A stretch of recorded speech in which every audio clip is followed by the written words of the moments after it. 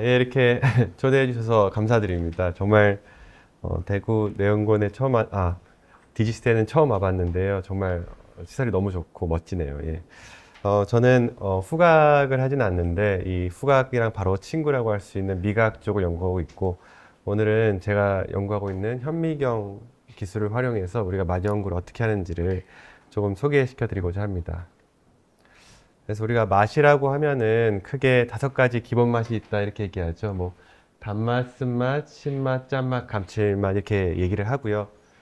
맛은 어떻게 보면 되게 논리적으로 잘 짜여 있는 것 같습니다. 단맛은 우리가 우리 몸의 에너지원이 되는 이 탄수화물들을 표상하는 맛이고, 어, 감칠맛 같은 경우에는 우리가 고기를 통해 얻을 수 있는 아미노 애시드를 표상하는 맛입니다. 그리고 쓴맛은 우리가 피해야 되는 거, 신맛은 예를 들어서 좀 설익은 과일이나 이렇게 그것도 또 피해야 되는 거. 그래서 아주 어릴 적부터 우리는 단맛이나 감칠맛, 그리고 적당한 짠맛과 같은 것을 좋아하고, 우리 몸에 해가 될 수 있는 쓰거나 좀 시거나 하는 것들은 피하는 그런 반응들을 보이게 됩니다. 우리가 맛이 어떻게 전달되는지 과정을 살펴보면요. 맛은 혀에서 시작해서 뇌에서 정보가 처리되게 됩니다.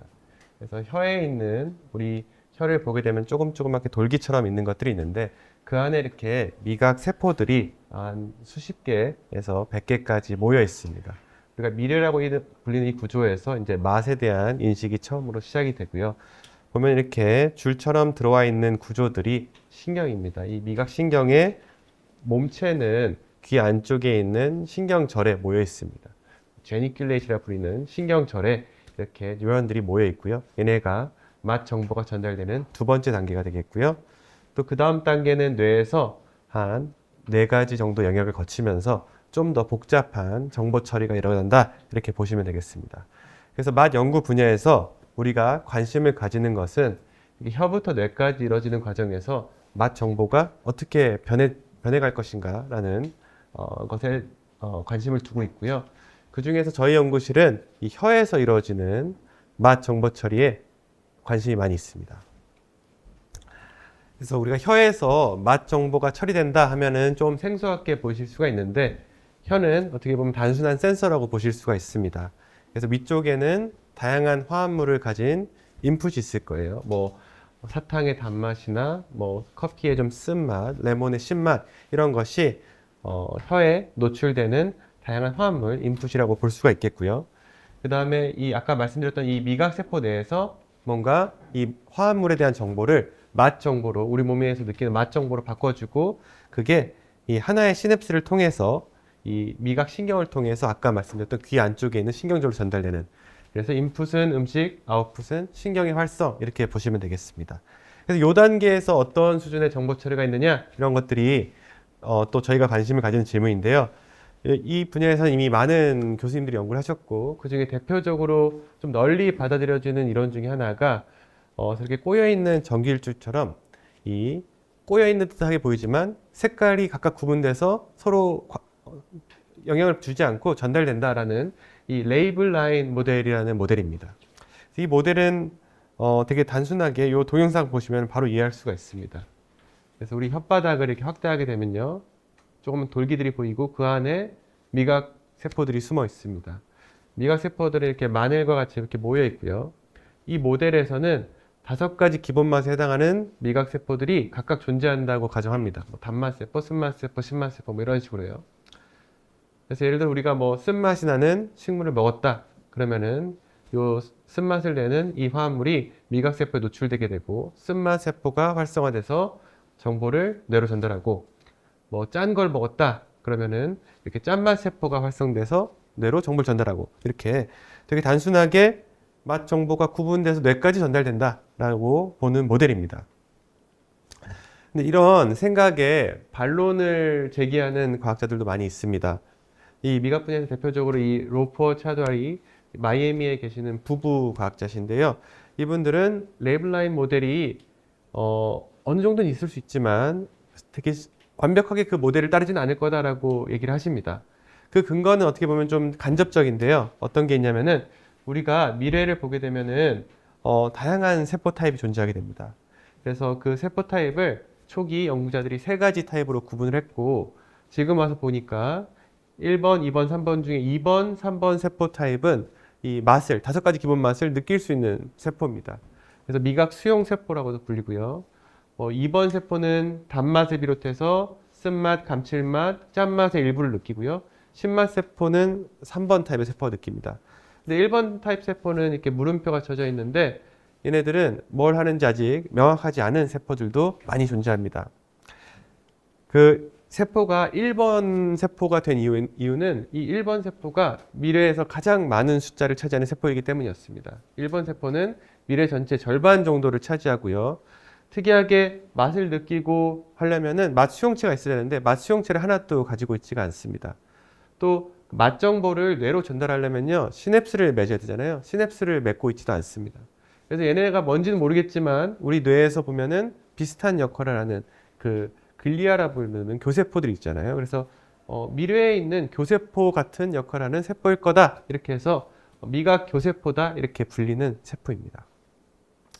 그래서 이런 세포들이 굳이 미래라는 자그마한 공간에 이렇게 옹기종기 모여 있는 것을 봤을 때 아마도 얘네들이 뭔가를 하는 게 아닐까? 그냥 이유 없이 뭉쳐져 있진 않을 거다라는 것이 일단 첫 번째 이분들이 제기하는 근거고요. 또 얘네들은 뇌와 비슷하게 그 뉴로트랜스미터라든지 그거에 대한 수용체들을 많이 가지고 있어요. 그래서 뭔가 얘네들이 소통할 수 있는 언어들이 있다라고 보시면 되겠습니다. 그래서 이런 간접적인 근거를 봤을 때 사람들이 아마 이 미래 안에서 뭔가 정보 처리가 좀 더 있을 거다. 우리 맛 정보가 모든 정보 처리가 뇌에서 이루어지는 게 아니라 혀에서도 일부는 있지 않을까라는 생각들을 사람들이 많이 가지고 있었습니다. 이 연구를 하기 위해서는 이 세포들이 잘 상호작용하는 그 환경을 유지한 상태에서 이 세포들을 관찰하는 게 중요했는데요. 그 기존에까지의 방법은 이 오른쪽에 익스비보라고 표시한 방법으로 연구를 해왔어요. 어떻게 했냐면은 미각세포를 혀에서 떼가지고 다 분리한 상태에서 외부에 맛 물질을 노출시키는 식이었습니다. 근데 여러분들 김치찌개도 먹고 된장찌개도 먹고 하는데 혀 미각세포들이 잘 살아있잖아요. 근데 이 상태에서 김치찌개, 된장찌개를 주면요, 세포들이 다 죽습니다. 우리 생체 상태에서 왜 그게 잘 살 수 있냐 하면은 혀 표면에는 블러드 브레인 베리어와 같은 이 정션이 잘 되어 있고요. 혀의 이 끝 꼭지 부분에서만 맛을 우리가 느낄 수가 있습니다. 혀 꼭지 부분에서만 수용체들이 있고 맛을 느끼고요. 그 다음에 이 몸체들은 그 안쪽에 잘 보호가 되어 있기 때문에 우리가 이상한 것들을 많이 먹어도 혀 세포들이 죽지는 않는 환경이 유지될 수가 있는 겁니다. 그래서 오른쪽과 같이 실험하기에는 미각세포 인터랙션 볼 수 없고, 근데 실험 툴이 오른쪽과 같은 방법밖에 없었기 때문에 저는 이거를 좀 제가 그 전에 현미경을 개발하고 하는 엔지니어였기 때문에 이걸 좀 개선해 보자는 생각에 이런 이미징 기술을 개발했습니다. 뭐였냐면요, 그 일반적으로 그냥 뇌를 많이 촬영하는 투포톤 현미경과 같은 방법으로 혀를 촬영하는데 우리는 맛을 주면서 혀에 있는 세포들을 관측하고 싶잖아요. 그래서 혀 위에 맛 물질을 이렇게 흘려줄 수 있는 이 미세 유체 채널을 심어 놓고 이렇게 이미징을 하는 형태입니다.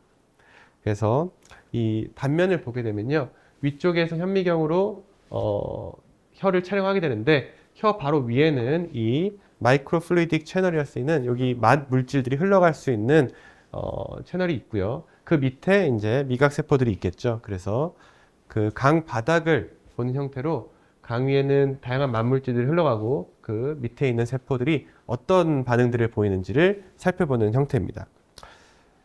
그래서 실제 실험은 조금 더 잔인한데요. 그래서 우리 생체에서 뭔가 세포 수준의 움직임을 관찰하고 싶다 하면요, 그 몸의 움직임을 잘 고정하는 것이 매우 중요합니다. 여러분들 밤에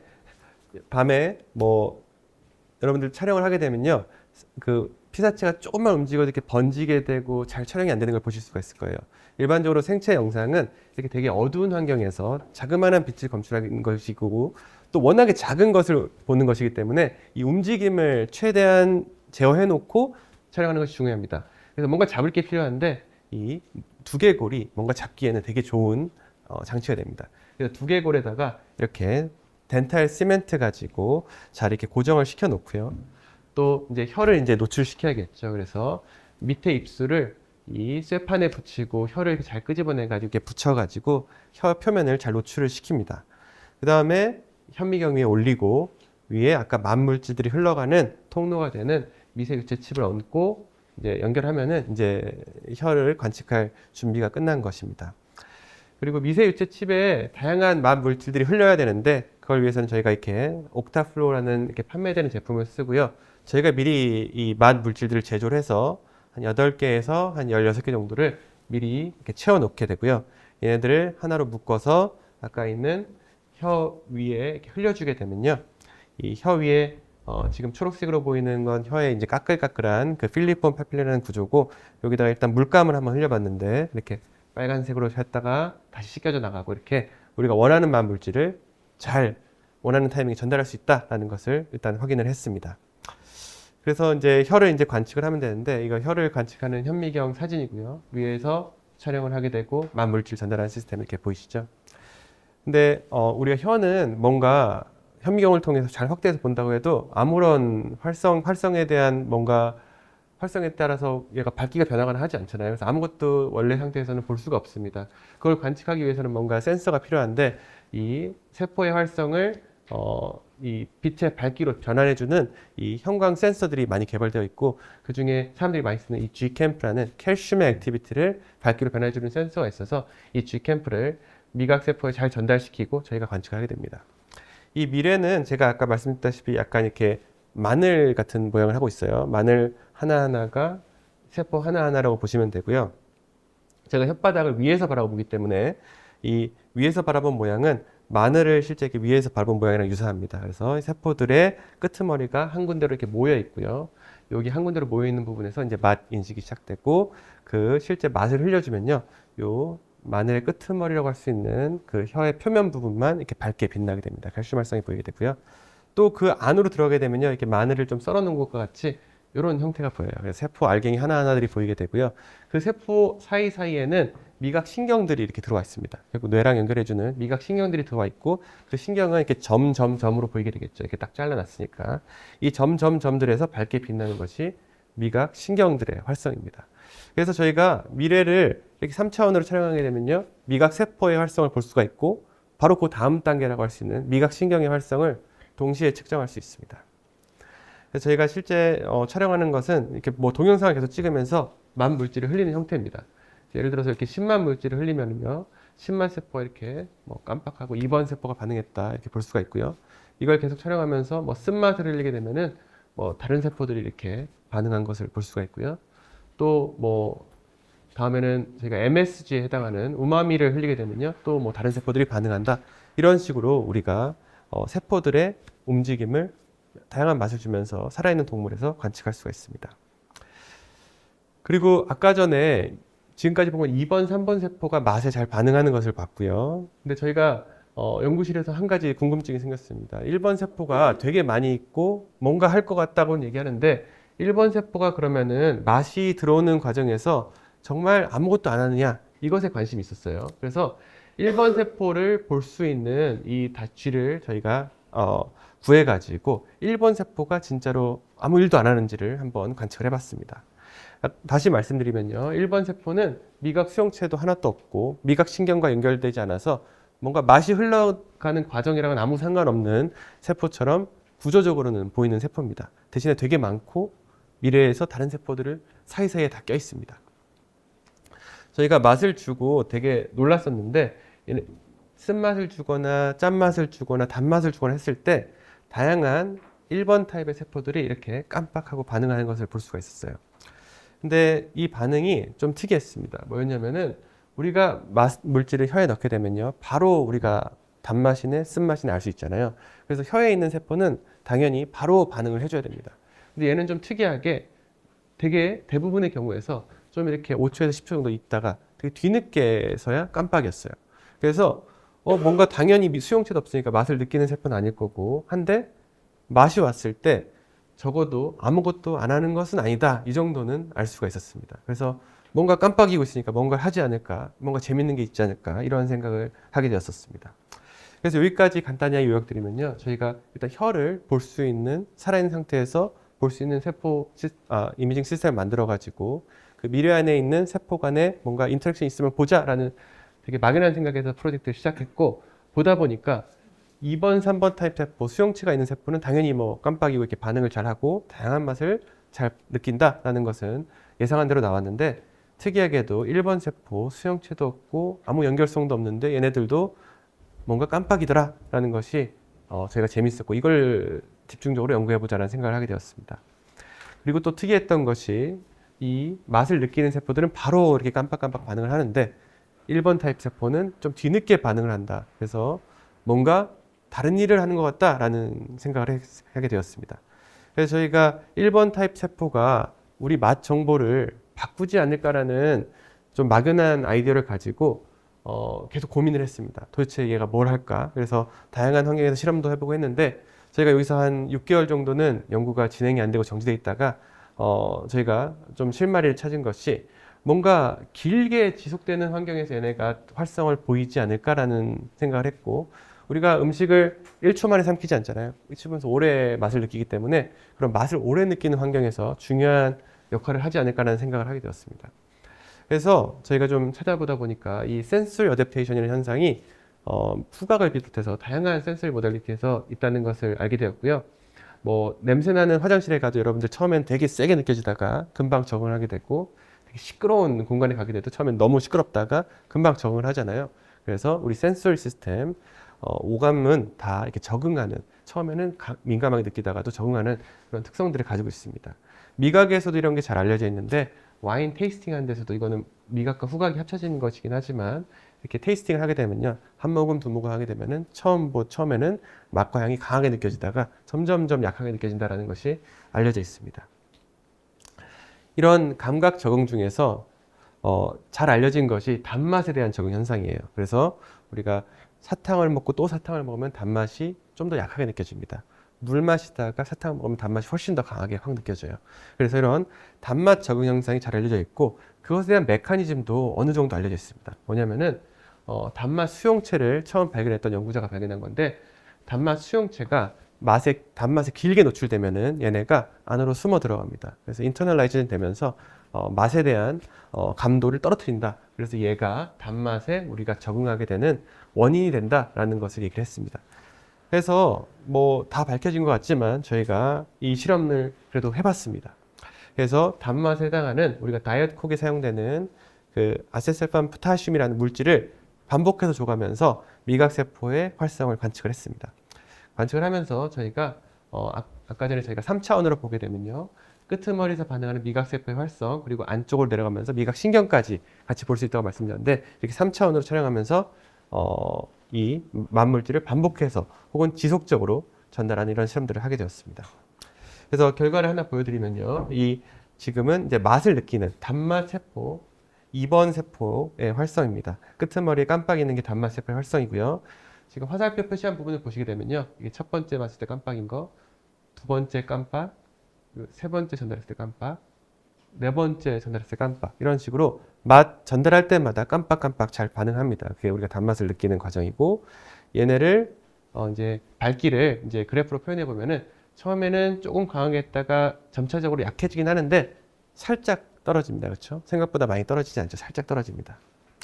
그 다음으로 그 미각세포의 다음 단계인 미각신경도 우리가 조금만 안쪽으로 내려가면 볼 수가 있잖아요. 그 길을 보게 되면요, 이 단맛세포, 가운데 단맛세포 점선으로 친 세포 근처에 있는 미각신경이 깜빡이는 것이 보입니다.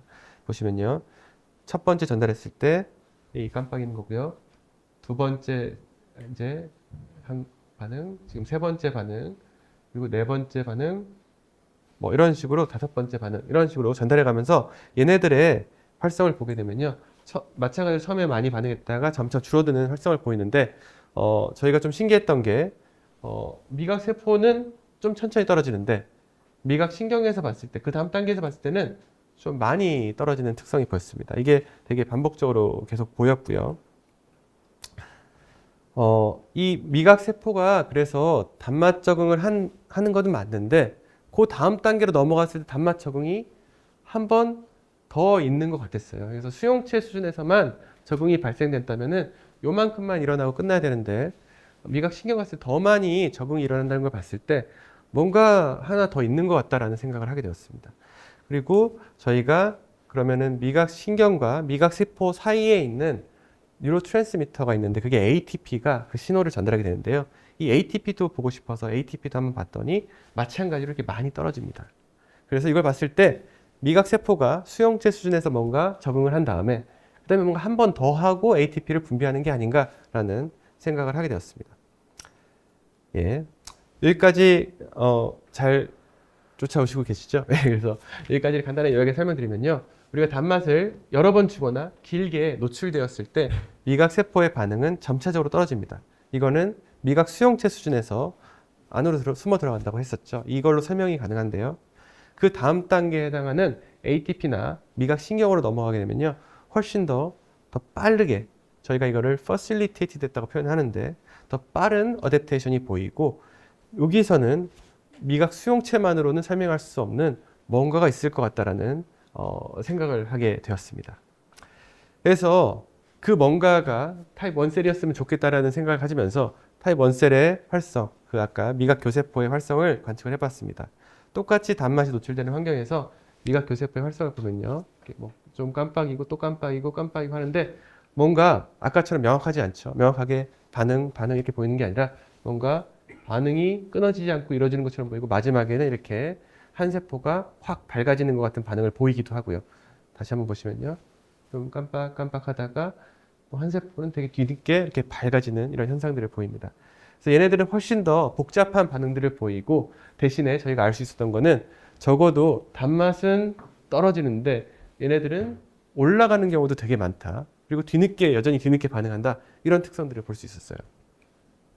그래서 요약하면 단맛세포 반응이 떨어지고 그 다음 단계는 더 많이 떨어지는데 그 사이에서 죄송합니다. 그 사이에서 얘는 이렇게 올라가기도 하는 것 같은 이런 뭔가 천천히 올라가는 듯한 반응을 보인다라는 것이 저희의 여기까지 일단 관측을 해본 거죠. 2번 세포, 1번 세포 관측해봤다 이런 현상이 보인다. 그래서 저희가 이 관측을 바탕으로 해서 2번 세포와 1번 세포 사이에 뭔가 소통이 있지 않을까라는 생각을 하게 됐습니다. 왜냐면은 이 단맛을 느끼려면 단맛 수용체가 있어야 되는데 단맛 수용체가 없는 애가 뒤늦게지만 반응을 하고요. 반응을 하려면은 뭔가 받아들일 만한 곳이 2번 세포밖에 없겠다라는 생각을 했어요. 그래서 그럼 진짜로 단맛을 느끼는 2번 세포가 중요할까를 확인해 보기 위해서 그 다음 실험을 했습니다. 이 다음 실험은 단맛을 못 느끼는 쥐에서 1번 세포의 활성을 보는 겁니다.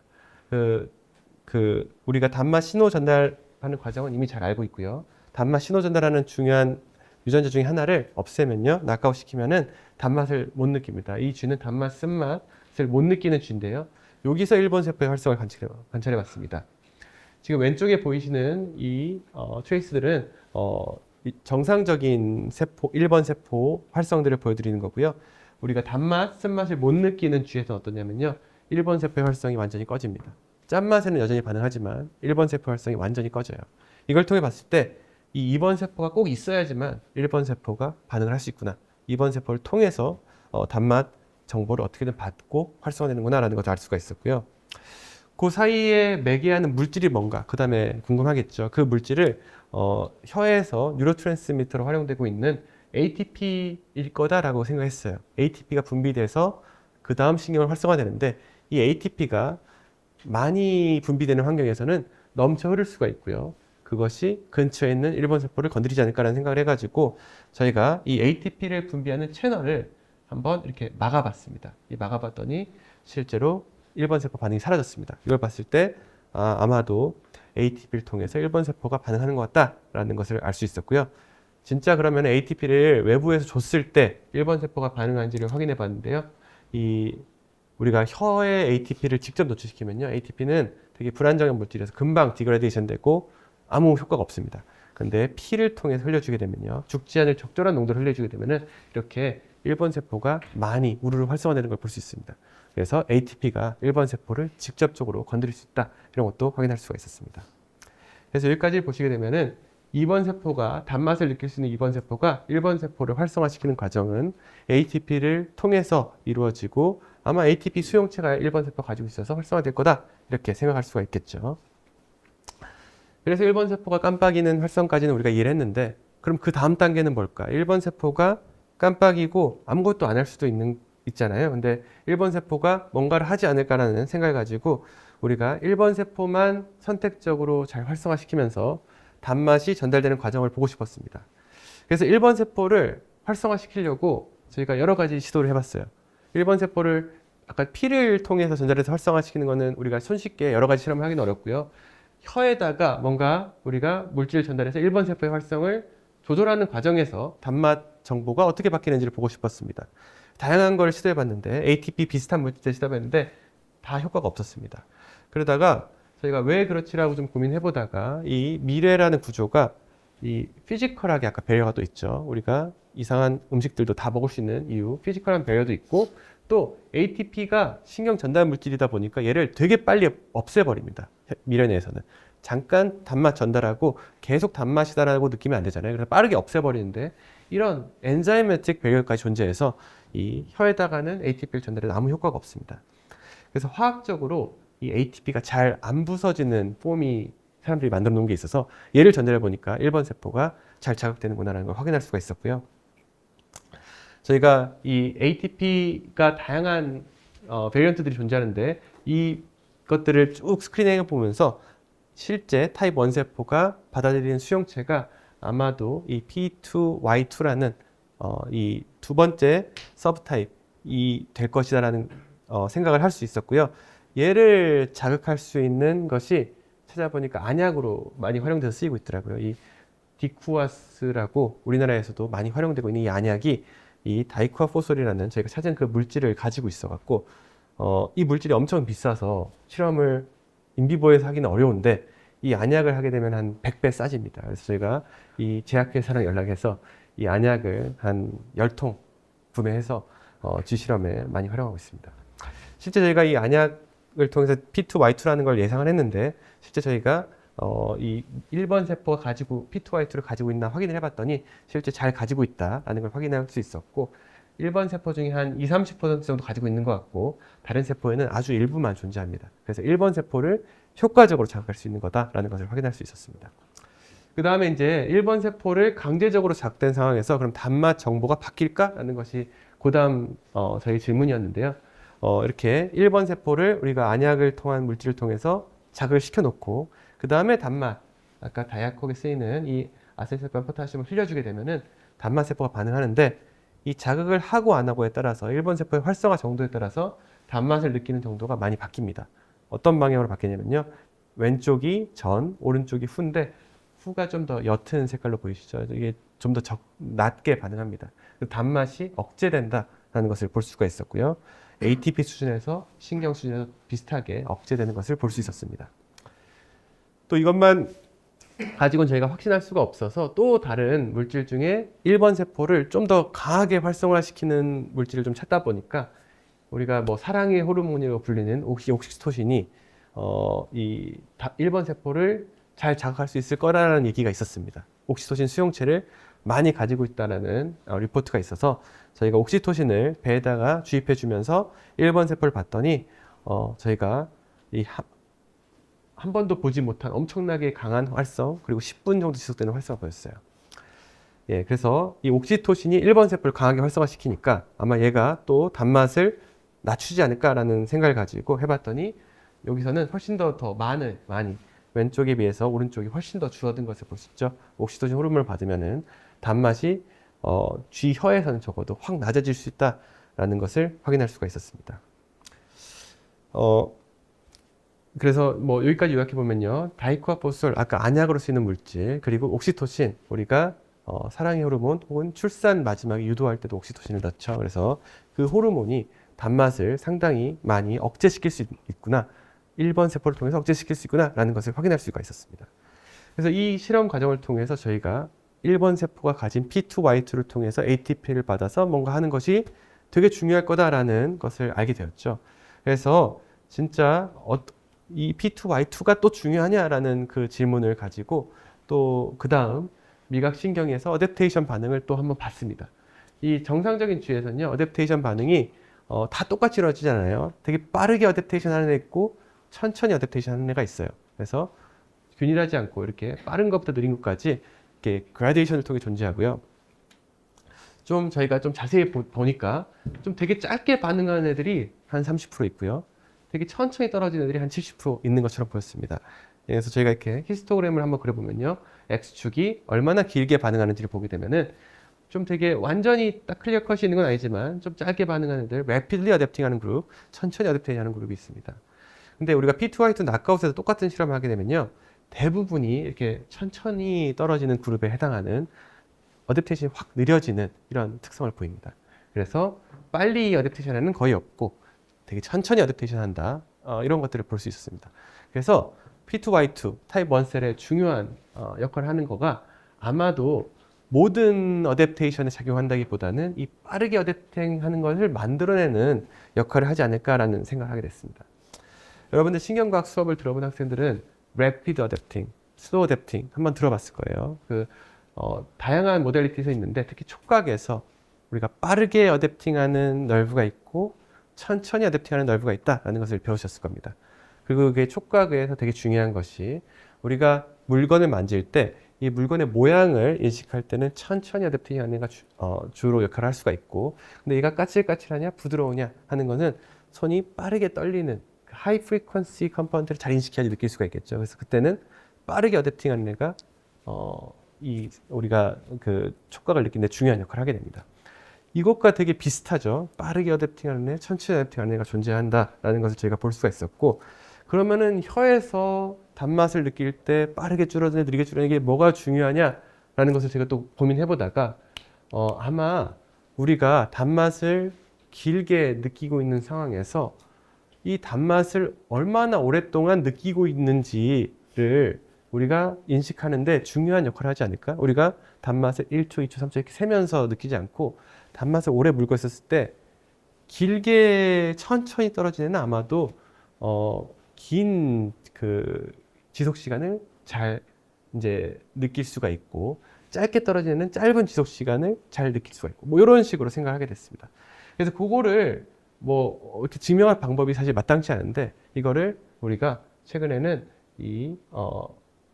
컴퓨터를 잘 트레이닝시키고 네가 이거를 알 수 있어 이런 식으로 물어봅니다. 우리가 디코딩 익스페리먼트를 하는데 저희도 비슷한 실험을 했어요. 우리가 신경 활성을 컴퓨터한테 넣어주면서 요때가 요 정도 길이야, 요때가 요 정도 길이야 라는 것을 잘 훈련시킨 다음에 컴퓨터한테 물어봤습니다. 그래서 왼쪽 Y 타입 X축이 우리가 정답이고요. Y축이 얘네가 예측하는 값입니다. 이 다이아고널 라인을 따라 쭉 가죠. 잘 맞춘다는 뜻이고요.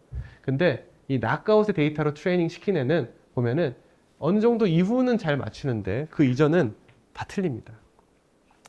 그래서 빠르게 어댑팅하는 애가 타입 1셀이 없어지면서 사라지고 그걸 통해서 뭔가 이 듀레이션을 정확하게 이 듀레이션이라는 것을 이제 얘가 헷갈리기 시작한다 이렇게 보시면 되겠습니다.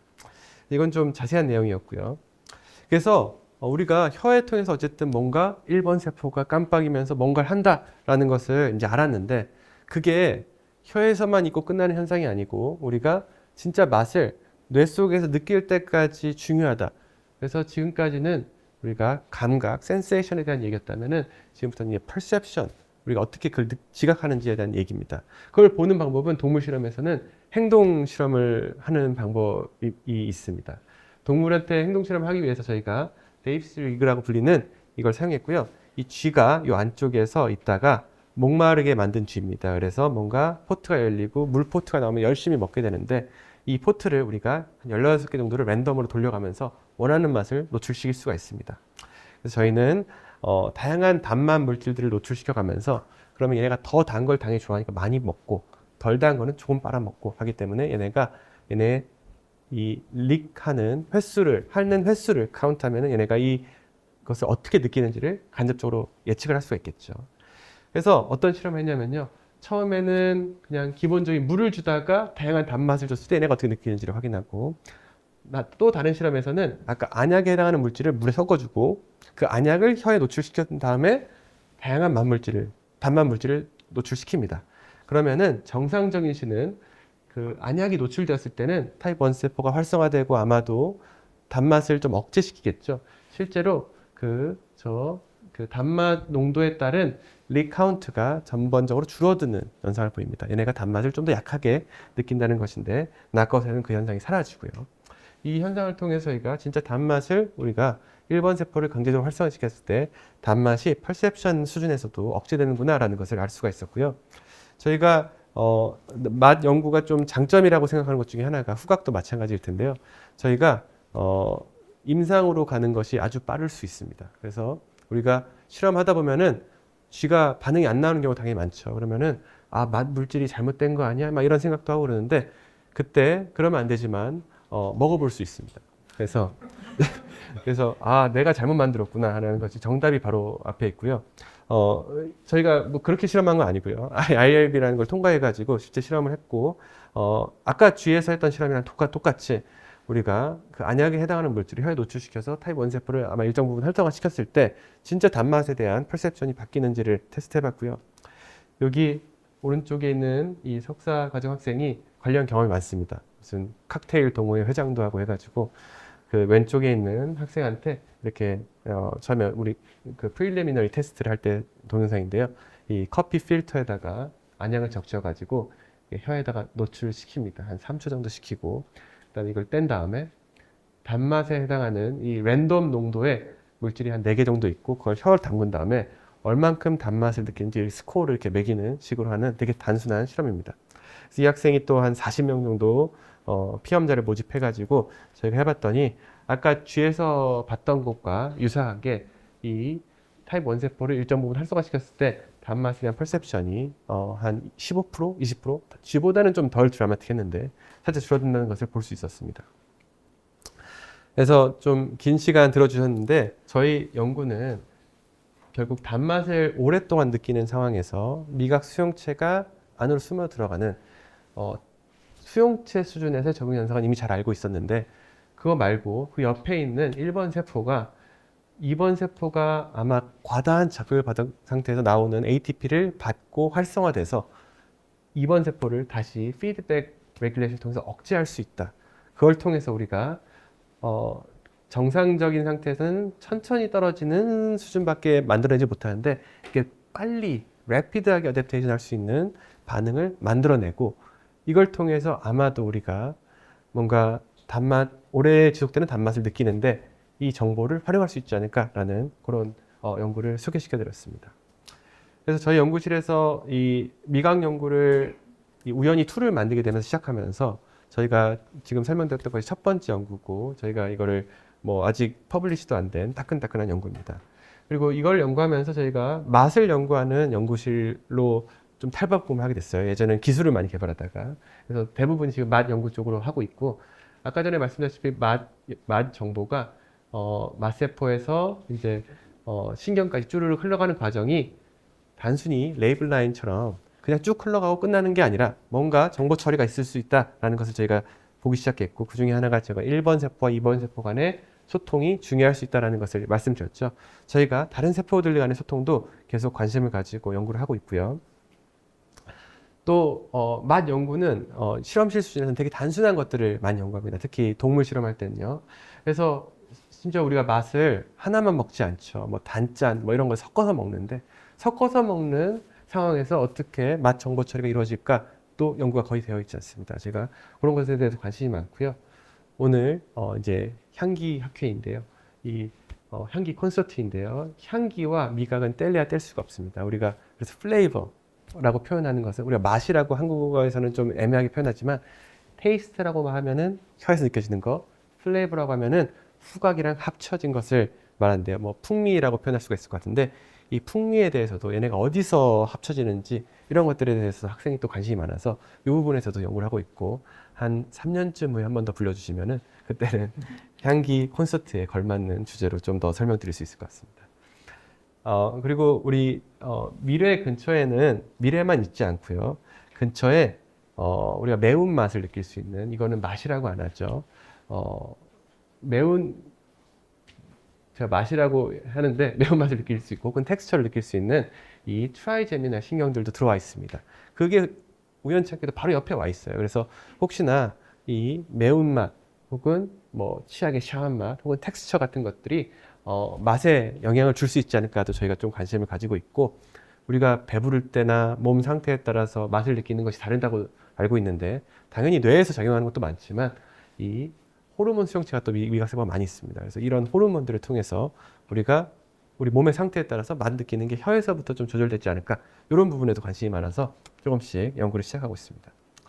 네, 여기까지 경청해 주셔서 감사드리고, 저희가 처음에 설명드렸던 그 이미징 시스템은 저희가 이렇게 사이텍이라는 곳 회사와 협력해서 이렇게 개발을 했고, 여기서 이제 팔고 있어요. 그래서 저는 또 많은 분들이 사용해 주셨으면 좋겠다는 생각에서 저희가 판매를 하고 있는데, 지금 4개 연구실에서 이제 구매를 했고요. 그래서 그쪽에서 이제 저희가 같이 동지들이 좀 생기면서 같이 연구를 하고 있습니다. 예, 경청해 주셔서 감사드립니다.